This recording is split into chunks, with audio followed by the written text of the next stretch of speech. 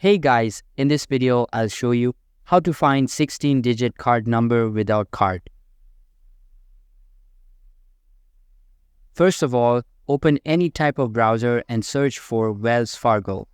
I'm taking Wells Fargo's bank account as an example. You can do it for your bank. After that, click on the first site and you will be redirected to bank's website.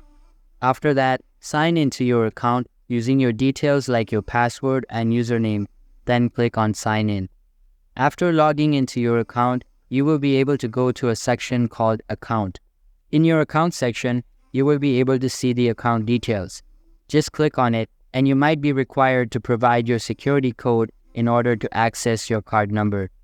Anyways, you will now be able to get the debit card number online without the need of your card. So that's all for this video. If this video was helpful, don't forget to subscribe and hit the like button. Thanks.